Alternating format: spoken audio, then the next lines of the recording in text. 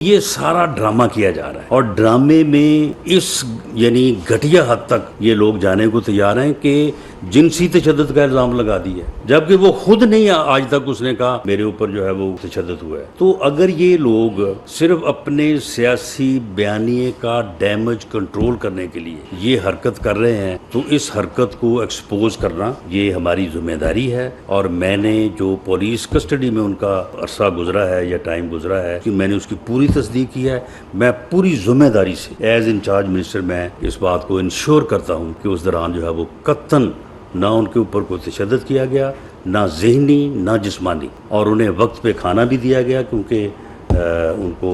کوئی نہ ملنے آیا، نہ کسی نے ان کو